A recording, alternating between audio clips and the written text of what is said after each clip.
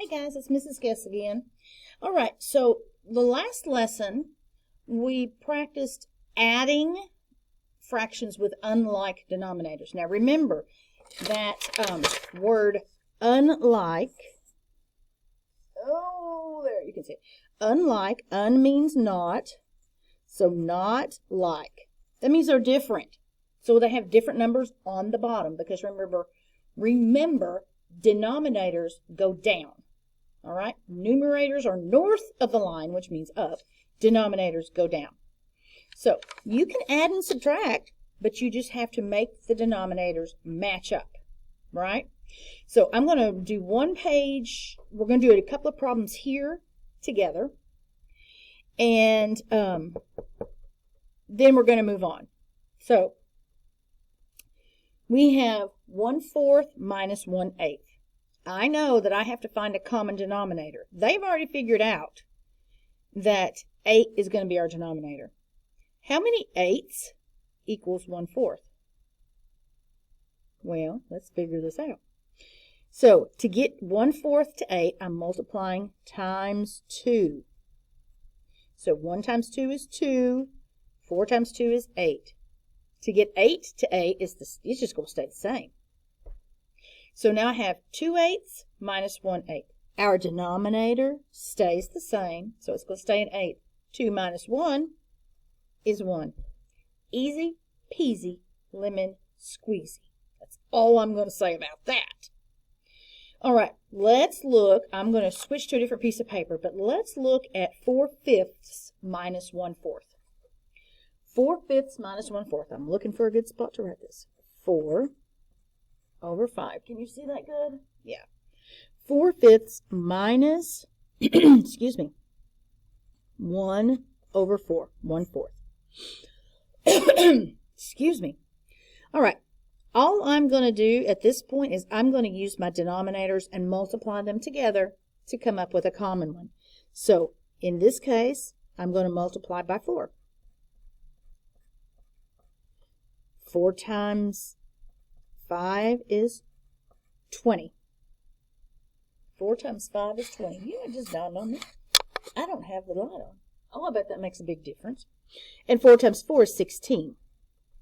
So 4/5 is the same thing as 16/20. All right.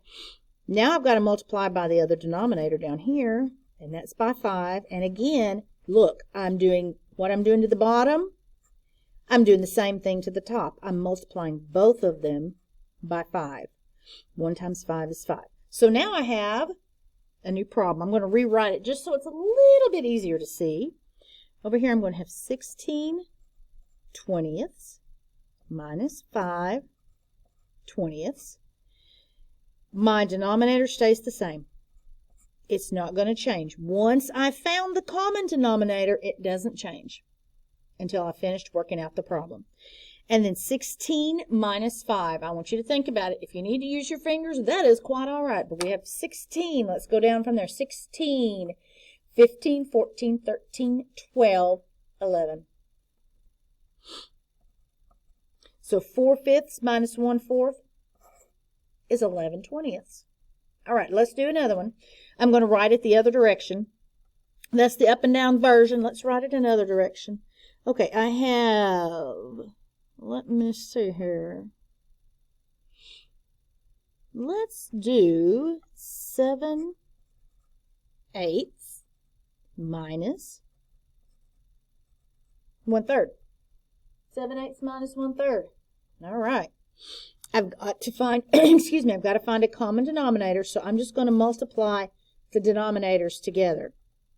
So 7/8 times 3, because that's my denominator. 8 times 3 is 24. 7 times 3 is 21. Now I've got to do 1/3. And we're going to multiply it times 8. 3 times 8 is 24. And 1 times 8 is 8. Now I have to rewrite my problem, unfortunately. I'm just going to come over here and I'm going to say, all right, this is the same thing as saying 21 24ths minus 8 24ths. Your denominator stays the same once you have a common denominator. And then I'm going to do 21 minus 8. I'm counting down. 21, 20, 19, 18, 17, 16, 15, 14, 13. Let's make sure that works. So 13, 14, 15, 16, 17, 18, 19, 20, 21. Very good. So 21 minus 8 is 13, right? Count that up again. And the way to check it, guys, is, of course, again, to add it. So 8, 9, 10, 11, 12, 13. 13. Let's start at 13. 13, 14, 15, 16, 17, 18, 19, 20, 21. There. Sorry I messed you up, guys. I had something come through on my watch. So 13 24ths is the answer to 7 eighths minus 1/3. Since I was so confusing at that point, let's do one more problem. Okay? One more. We are going to do... Oh, let's do this one. 7 tenths minus 2 fifths. Now, I will tell you, you could use 10 as your common denominator because we know 5 goes into 10. Let's do that because it's going to be so much quicker. So now all we have to change is 2 fifths. 2 fifths. How do you get 5 to 10? That's right. You multiply it times 2. So 2, let's do it this way. 2 times 5 is 10. 2 times 2 is 4. So I'm going to rewrite it down here. 7 tenths minus 4 tenths. Keep your denominator the same. It's 10. 7 minus 4. 7. That's 7. 6, 5, 4, 3. 3.